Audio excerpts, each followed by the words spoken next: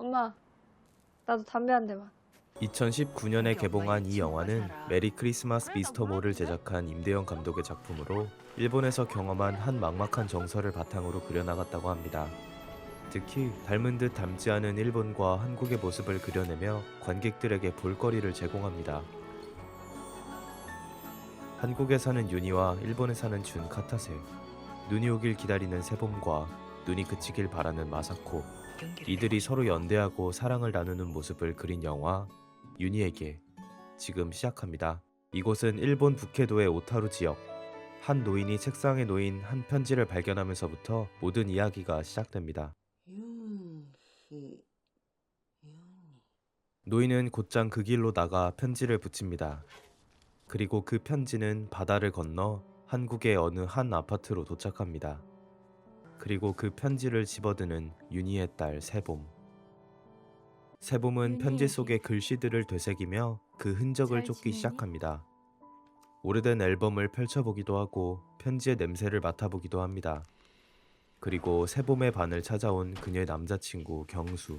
왜 안 나와? 학교가 끝나고 집으로 돌아가던 세봄과 경수는 운동장에 떨어진 장갑을 발견합니다. 그 장갑을 리폼하겠다며 집어드는 경수. 나 요즘 리폼하는 게 취미잖아. 꿰매서 써야지. 세봄은 그런 경수를 바라보며 나도 너처럼 생각 없이 막 살아보고 싶다.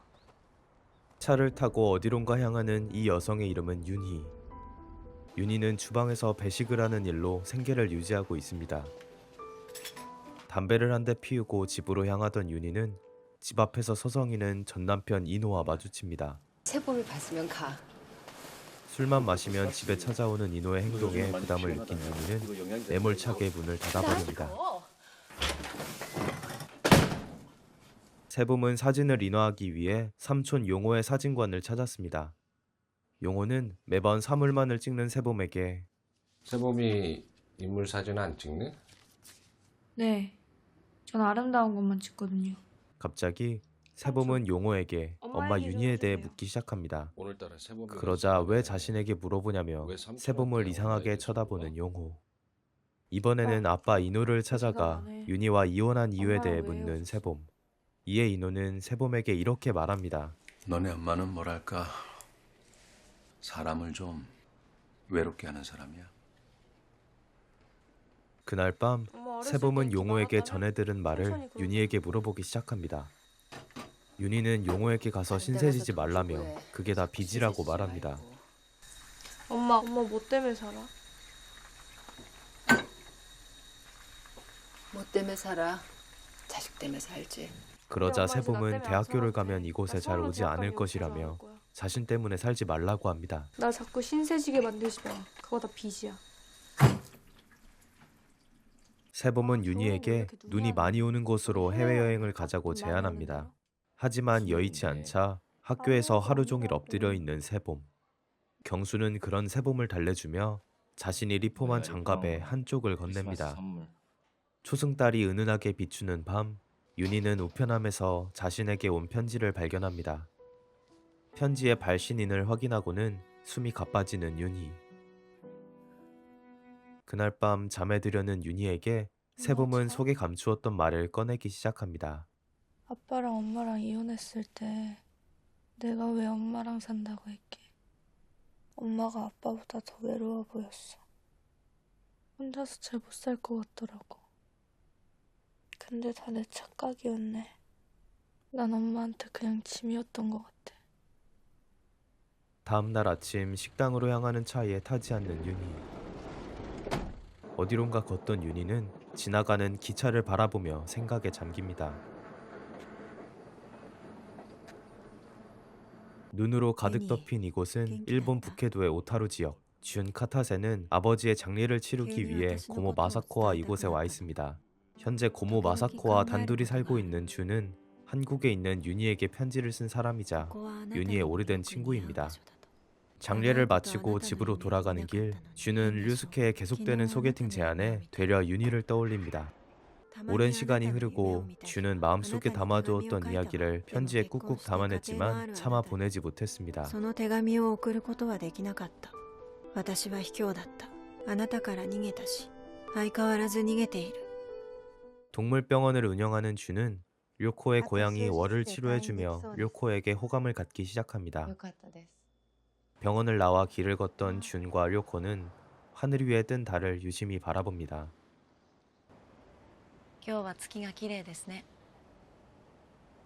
지친 몸을 이끌고 집에 도착한 준은 윤희를 추억하며 편지에 글을 써내려가기 시작합니다. 그녀는 한국을 그리고 윤희를 그리워하고 있습니다. 그리고 이 편지를 마사코가 한국으로 붙인 것이었죠. 그리고 다시 한국. 영양사님. 윤희는 세봄과 여행을 가기 위해 담당 영양사에게 며칠 동안만 휴가를 낼 수 있겠냐고 묻습니다. 이를 단칼에 거절하며 자리를 맡아줄 수 없겠다고 말하는 영양사는 윤희에게 되려 책임감이 없냐며 몰아세우자 그만두겠다고 말하는 윤희. 기다리지 마. 그리고 윤희와 세봄은 눈으로 가득한 일본 오타루 지역으로 여행을 가게 되었습니다. 숙소에 도착한 세봄은 윤희에게 아침 시간엔 따로 움직이자고 제안합니다. 또 무슨 꿍꿍이야? 그러고는 편의점에 다녀오겠다며 밖을 나서는데 알고 보니 자신을 따라온 경수를 만나기 위한 것이었습니다. 박세범! 여기! 세봄에게 근방의 집을 다 뒤져서 준의 집을 찾아냈다고 말하는 경수. 그냥 가정. 세봄이 이곳으로 여행을 오자고 했던 이유는 다름 아닌 준을 찾기 위한 것이었습니다. 어떤 할머니 한 분이랑 어떤 아줌마 한 분이랑 고양이 한 마리 이렇게 사는 것 같던데. 세봄과 경수는 마사코가 운영하는 카페를 창밖에서 관찰하기 시작합니다. 이를 발견한 마사코가 두 사람에게 손짓하자 불이 나게 도망치는 세봄. 그리고는 준의 집 앞에서 서성이다가 이내 숙소로 돌아가는 두 사람. 저거 아냐? 나도 알아. 준은 퇴근 후 마사코의 카페를 찾았습니다. 그리고는 방 안에 둔 편지를 못 봤냐며 묻자 보지 못했다며 거짓말을 하는 마사코. 이른 아침부터 서둘러 나갈 준비를 하는 윤희. 윤희가 향했던 곳은 바로 준의 집이었습니다. 갑자기 문 쪽에서 소리가 나자 재빨리 몸을 숨기는 윤희. 윤희는 준의 앞에 설 용기가 도저히 나지를 않습니다. 세봄과 길을 나서는 윤희는 세봄에게 라이터를 달라고 말합니다. 라이터 좀 줘봐. 너 담배 피우잖아. 그러고는 갖고 있던 담배를 꺼내 세봄의 앞에서 피기 시작하는 윤희. 그리고 그 모습이 아름다워 보였는지 인물 사진은 전혀 찍지 않는 세봄은 윤희를 사진에 담습니다. 엄마, 나 혼낼 거야? 혼내지 마. 나도 담배 한 대만. 그리고 그날 밤 하늘에는 만월이 구름에 가려진 채 빛을 감추고 있습니다.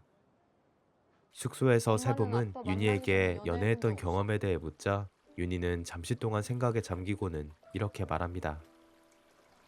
가까이 가면 항상 좋은 냄새가 났어. 다음 날 다른 곳으로 숙소를 옮기는 세봄과 윤희. 도착한 숙소에서 윤희 몰래 세봄을 반기는 경수.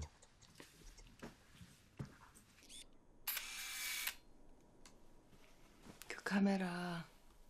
윤희는 세봄이 항상 들고 다니던 카메라를 바라보며 그 카메라는 삼촌 때문에 대학교에 가지 못해 할머니가 선물해준 것이라고 말합니다. 할머니가 엄마 불쌍하다고 할아버지 몰래 사주신 거야.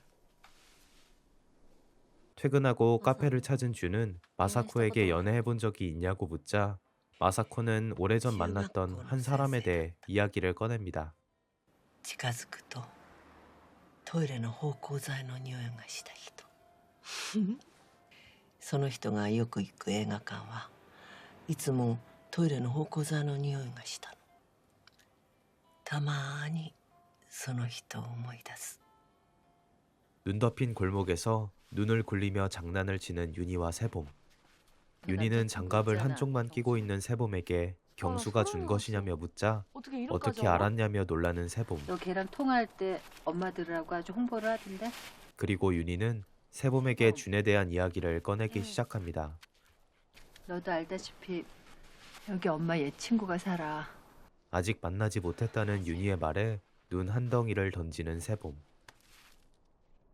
그리고 두 사람은 서로에게 눈덩이를 던지기 시작합니다. 그리고 하늘에는 숨어있던 달이 서서히 모습을 드러내기 시작합니다.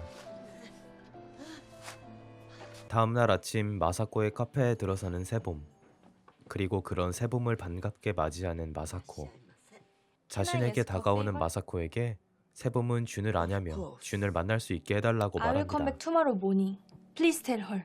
She'll be glad. 숙소로 돌아온 세봄과 경수. 세범아, 그리고 그 광경을 윤희가 목격하게 됩니다. 어머니 안녕하세요. 윤희는 세봄에게 경수에 대해 묻기 시작합니다. 걔는 지금 뭐 하고 있대? 몰라, 여행하고 있겠지 뭐. 그리고 윤희는 가서 세봄에게 놀다 와. 경수와 놀다 오라며 시간을 내어줍니다. 아니야, 그럼 어머는 어떡하고. 진짜 그래도 돼?